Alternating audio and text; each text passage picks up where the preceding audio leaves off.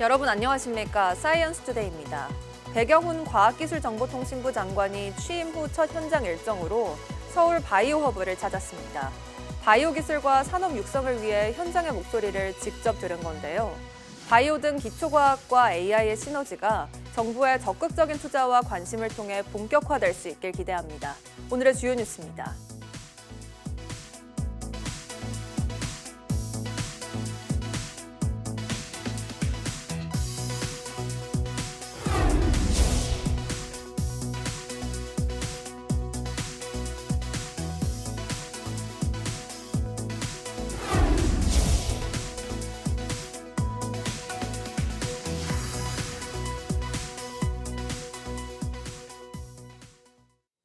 지난 16일부터 20일까지 이어진 집중호우로 지금까지 모두 19명이 숨지고 9명이 실종된 것으로 잠정 집계됐습니다.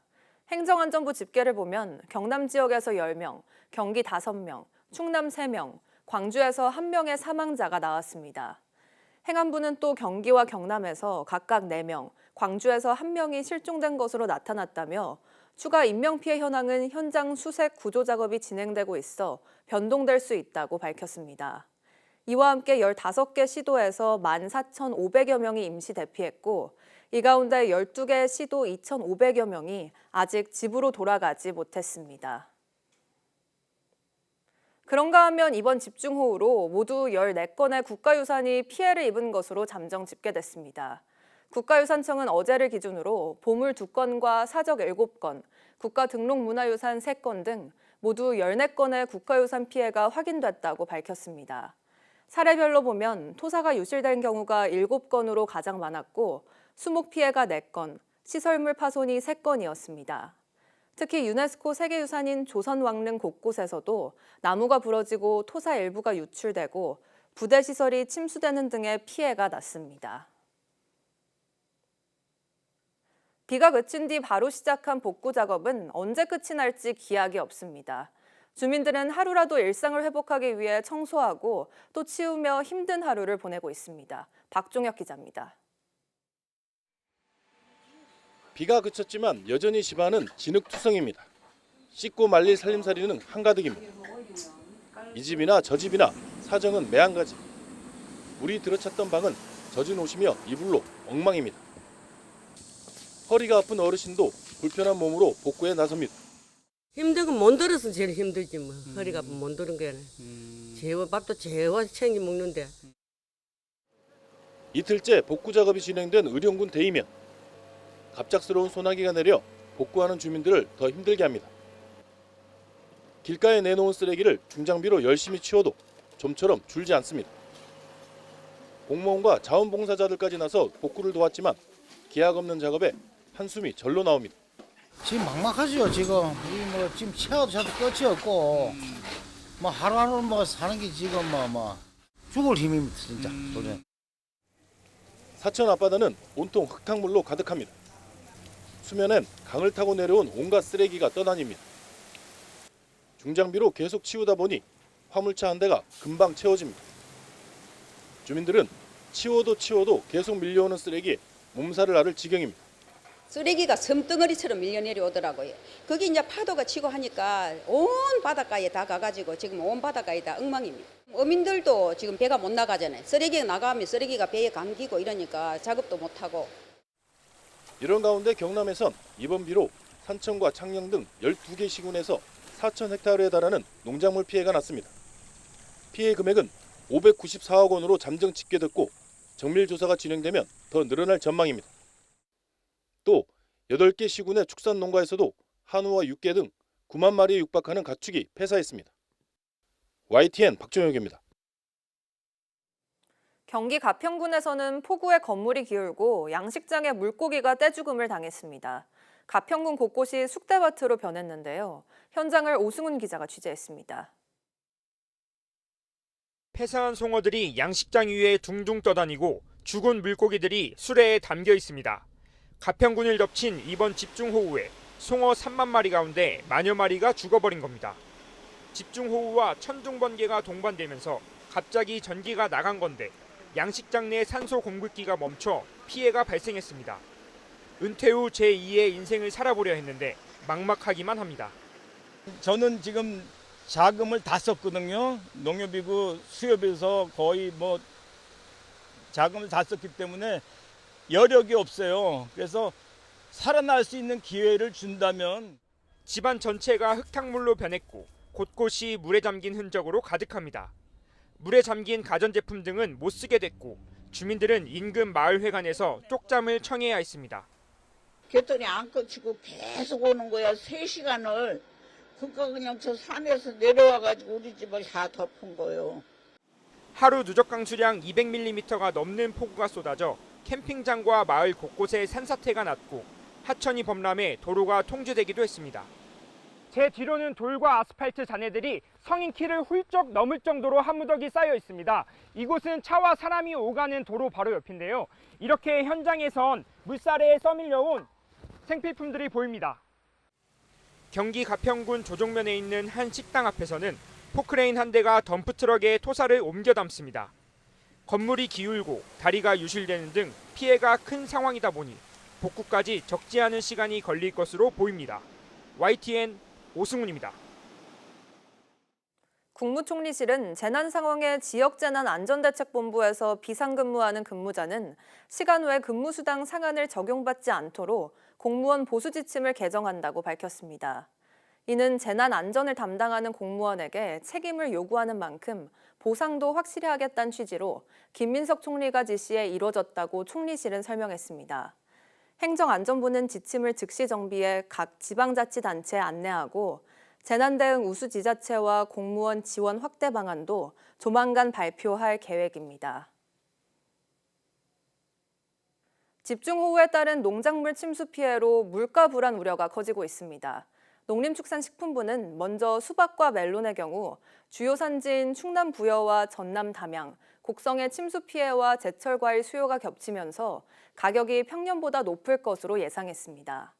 수박은 지난 15일부터 한 통 평균 소매 가격이 3만 원을 넘어섰고 어제 기준으로 1년 전보다 26% 오른 3만 1,374원을 기록 중입니다.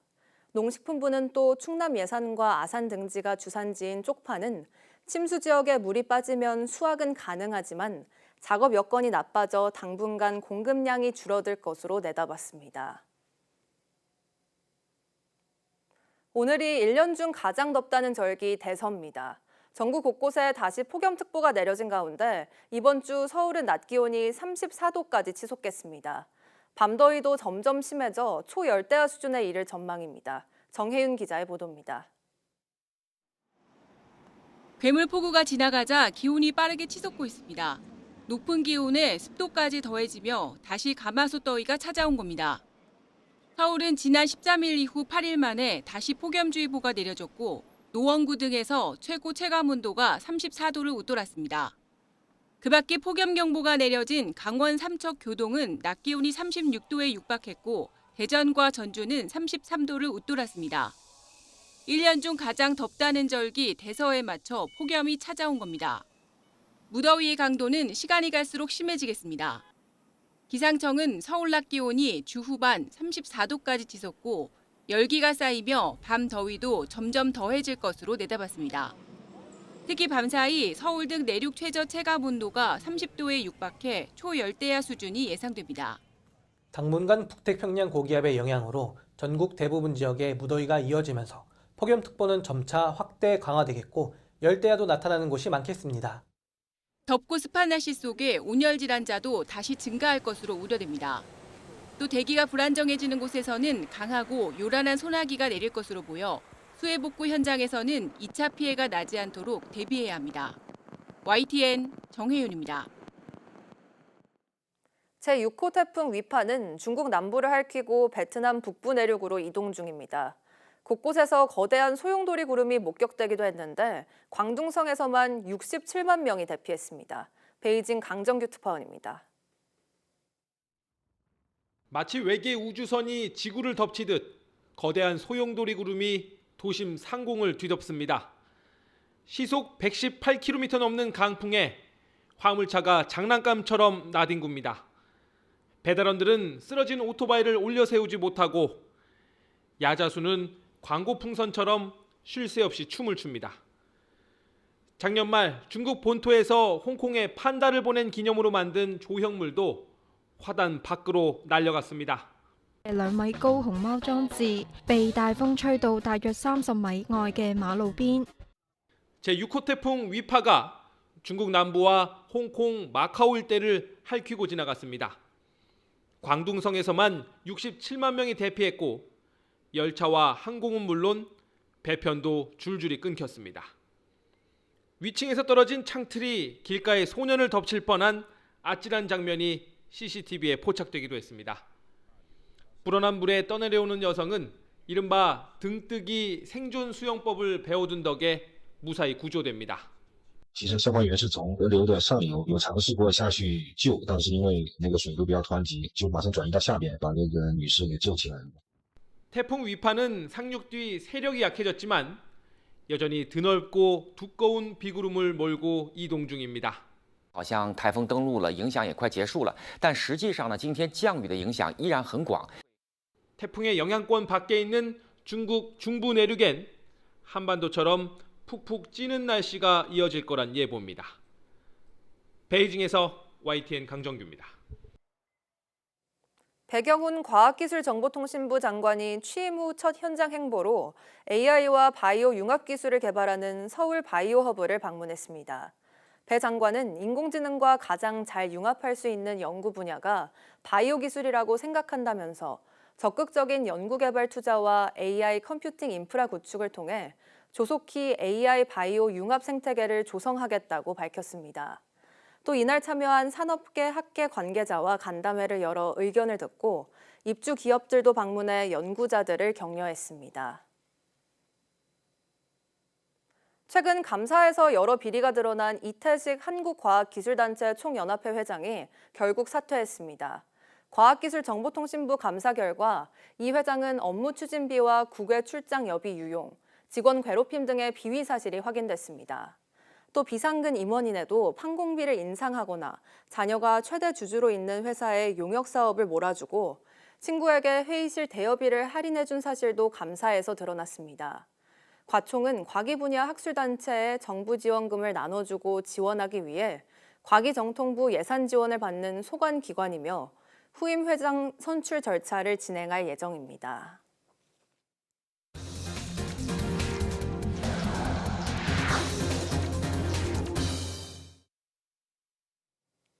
국민 한 사람당 최대 45만 원을 지원하는 민생회복 1차 소비 쿠폰 신청이 시작됐습니다.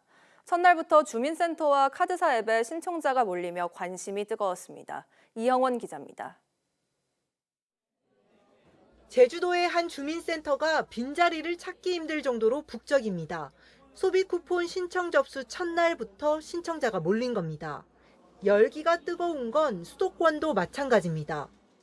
혼자 사니까 식생활에 좀 도움이 되고 그럴 것 같습니다. 집에 지금 아파서 누워 있어요. 그래서 그냥 제가 와서 같이 그냥 신청을 한 거예요. 생활에 보탰어야죠. 신청이 시작된 이번 주는 출생연도 기준 요일제로 운영돼 첫날은 끝자리가 1과 6인 사람에게만 신청을 받았습니다. 이런 신청은 주소지 담당 주민센터나 은행 창구에 직접 가지 않더라도 카드사 홈페이지에서도 가능합니다. 이번 1차 소비 쿠폰은 국민 한 사람이 15만 원을 기본으로 소득 수준과 거주 지역에 따라 최대 45만 원까지 받을 수 있습니다. 제 건데 15만 원 나오네. 카드를 너무 많이 쓰다 보니까 부담스러워서 이게 좀 도움이 되겠죠. 이렇게 받은 쿠폰은 대형마트와 백화점에서는 쓸 수 없고 연매출 30억 원 이하 소상공인 가맹점에서만 사용할 수 있습니다.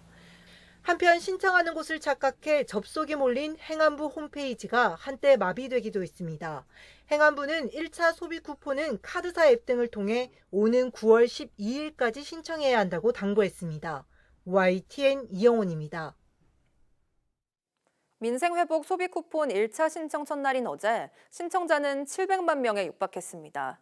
행정안전부는 어제 자정 기준 전체 대상자의 13.8%인 698만 명이 신청을 마쳤다고 밝혔습니다. 지급액은 모두 1조 2,722억 원으로 신청 다음 날 지급됩니다. 지역별로는 경기가 188만 9,412명으로 가장 많았고 서울과 인천, 경남 등이 뒤를 이었습니다. 민생회복 소비 쿠폰 신청 시작을 맞아 유통가는 너도 나도 소비자 잡기에 나섰습니다. 특히 편의점과 대형마트가 다양한 할인 행사로 소비자의 발걸음을 유도하고 있는데요. 하지만 쿠폰 사용 가능 매장 조건이 복잡한 편이어서 한눈에 이해할 수 있는 정보 제공이 필요하다는 지적이 나옵니다. 오동건 기자가 현장을 둘러봤습니다. 민생회복 소비 쿠폰 안내장을 붙인 편의점. 직영점을 제외한 대부분 편의점에서 소비 쿠폰 사용은 가능합니다. 편의점 업체는 쿠폰 실행에 맞춰 소비자를 선점하기 위해 다양한 할인 행사를 기획했습니다. 1+1 등 3천여 종 상품 할인에 나선 이마트 24를 비롯해 편의점들은 최대 50% 할인 행사에 돌입했습니다. 첫날이다 보니까 많진 않으셨는데 그래도 질문은 많이 하시더라고요. 앞으로 편의점에서도 사용이 가능하니까 많이 오실 것 같아요. 민생회복 쿠폰 사용이 불가능한 대형마트는 대규모 할인 행사를 이어가고 있습니다. 대형마트에 입점한 식당과 빵집, 안경점 등에서는 쿠폰을 쓸 수 있는 만큼 매장을 찾은 소비자가 다른 상품을 사도록 유도하는 것입니다. 요즘같이 무더위가 심한 날은 보양식을 찾는 소비자가 많은데요. 이렇게 민물장어를 40% 할인된 가격에 구매할 수 있습니다. 롯데마트는 복숭아, 자두, 애호박, 찹쌀 등 15개 품목을 최대 20% 할인하고 이마트도 역시 배추, 무 등 8개의 제철 농산물을 주차별로 최대 36% 할인합니다. 아니 이것저것 지금 구경하고 저렴한 거 사려고요. 하지만 회사가 직접 운영하는 직영 편의점은 쿠폰을 사용할 수 없고 마트 내 입점 매장도 규모나 계약 조건에 따라 사용이 제한될 수 있어 혼란도 우려됩니다. 쿠폰 사용이 가능하다는 걸 알려주는 공식 마크가 존재하지만 눈에 잘 띄지 않거나 업체마다 제각각 안내를 하고 있어 고시에 대한 기준이 필요하다는 지적입니다. 배너 같은 걸 준비해가지고 그 가능한 데는 이게 그 카운터나 아니면 매장 앞에 붙여놓는 이런 걸 좀 했으면 좋겠어요. 내수 침체로 힘들었던 소상공인과 유통업계가 소비 쿠폰으로 찾아온 기회를 온전히 살리기 위해서는 할인 행사와 함께 알아보기 쉬운 정보 제공이 이루어져야 할 것으로 보입니다. YTN 오동건입니다. 이동통신사의 과도한 지원금 살포 경쟁을 막기 위해 만들어진 단통법이 오늘 11년 만에 전면 폐지됩니다. 휴대전화 보조금 상한이 사라지는 만큼 이용자 혜택이 기대되지만 시장 혼란 우려도 여전한 상황입니다. 김태민 기자의 보도입니다. 단통법이 폐지되면 휴대전화를 더 저렴하게 살 기회가 많아질 전망입니다. 그동안 대리점이나 판매점에서 받을 수 있는 추가 지원금은 이통사 공시 지원금의 15%를 넘지 못했습니다. 하지만 추가 지원금 상한이 사라지면서 유통망에 따라 자유로운 가격 경쟁이 가능합니다. 스마트폰 가격보다 지원금이 더 많은 이른바 마이너스폰이나 현금 일부를 되돌려주는 페이백 형태의 판매도 허용됩니다. 하지만 제각각인 추가 지원금 정보에 소외되는 계층이 발생하는 건 문제로 꼽힙니다. 이른바 성지로 불리는 일부 매장 정보는 온라인을 통해 암암리에 공유돼 고령층은 상대적으로 더 비싸게 휴대전화를 살 수밖에 없기 때문입니다. 대다수 국민들이 낮은 통신비를 부담하고 공시지원금이 일부에게 과도하게 지급되지 않도록 좀 평등하게 가자라는 주의 단통법 도입을 했던 거거든요. 그래서 그런 부분에서 좀 우려되는 부분이 있습니다. 특히 최근 해킹 사태와 위약금 면제로 업계 1위인 SK텔레콤의 시장 점유율이 크게 흔들린 만큼 조만간 파격적인 보조금 정책이 나올 수 있습니다. 방통위는 보조금 경쟁 과정에서 과도한 요금제나 부가 서비스 가입을 유도하는 등 부정행위가 일어나는지 점검할 방침입니다. 매주 이통 3사와 함께 TF를 구성해서 점검 회의를 진행하는 한편 이용자 차별과 허위가장 광고 행위 등에 대해서는 직접 모니터링을 해서 법 위반 시 엄정 제재할 방침입니다. 다만 이용자 차별의 기준이 명확하지 않고 정보의 비대칭 문제에 대한 뚜렷한 대안이 없는 만큼 시장 혼란에 대비한 후속 입법 논의도 시급히 이루어져야 할 것으로 보입니다. YTN 김태민입니다. 최근 5년간 감소세를 보이던 이동전화 서비스 관련 소비자 피해가 다시 늘고 있습니다. 올해 1월부터 4월까지 한국소비자원에 접수된 관련 피해 구제 건수는 333건으로 지난해 같은 기간보다 20.7% 증가했습니다. 특히 65세 이상 고령 소비자 피해는 39.3% 늘어 증가폭이 더 컸습니다. 고령 소비자 피해의 73%는 오프라인 판매점 이용 과정에서 발생한 것으로 나타났는데 상담 과정에서 계약 내용을 충분히 이해하지 못해 피해를 본 경우가 많았습니다. 고령자 피해의 대부분인 90.1%는 계약 관련으로 단말기 가격이나 월 이용 요금이 계약 당시 안내받은 내용과 달랐다는 사례가 주를 이뤘습니다. 애플 아이폰에서도 티머니 선불 교통카드 기능이 지원됩니다. 아이폰 사용자는 애플 지갑 앱에 티머니 카드를 추가한 뒤 아이폰이나 애플워치를 버스, 지하철, 단말기에 태그해 대중교통을 이용할 수 있습니다. 아이폰 익스프레스 모드가 활성화된 상태에서는 기기를 잠금 해제하거나 켤 필요 없이 단말기에 가까이 대기만 하면 결제가 가능합니다. 사용자가 설정한 잔액 이하로 떨어지면 애플페이를 통해 자동으로 금액이 충전되는 기능도 처음 도입됐습니다. 7월 들어 20일까지 대미 수출이 줄어들면서 전체 수출액도 전년 대비 2.2% 감소했습니다. 8월 1일 상호관세 부과 시한을 앞두고 김정관 산업부 장관은 국내 민감한 부분을 고려해 최선의 결과를 도출해내겠다며 강력한 타결 의지를 보였습니다. 박기환 기자가 보도합니다. 7월 들어 20일 동안 우리 수출은 361억 달러, 1년 전보다 2.2% 줄어든 성적표를 받았습니다.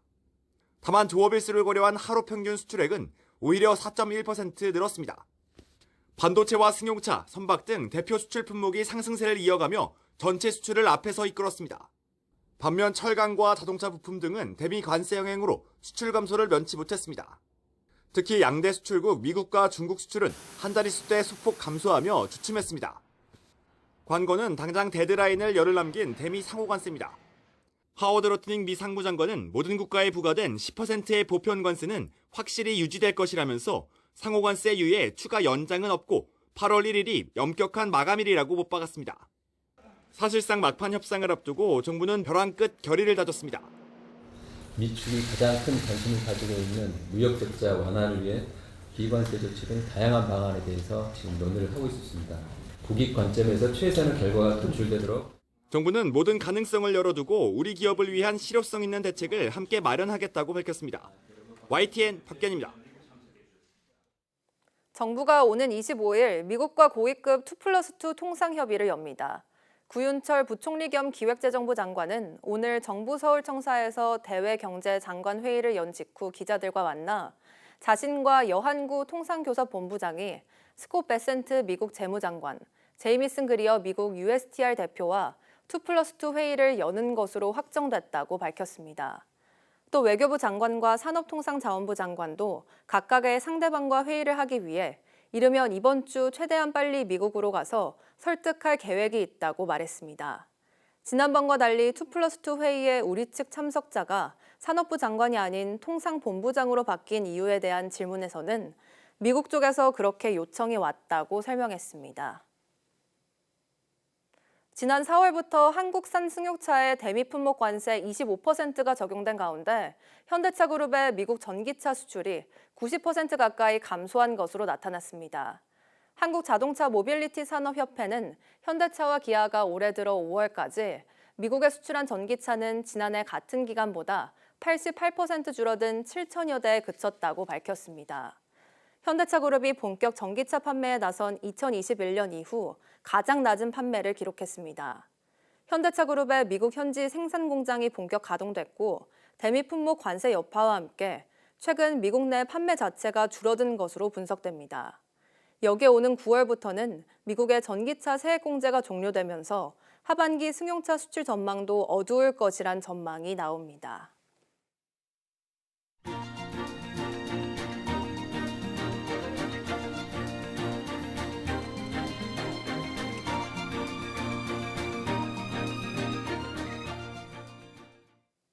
(7월 22일) 오전 사이언스 투데이 마칩니다. 오후 뉴스도 많은 시청 바랍니다. 시청해주신 여러분 고맙습니다.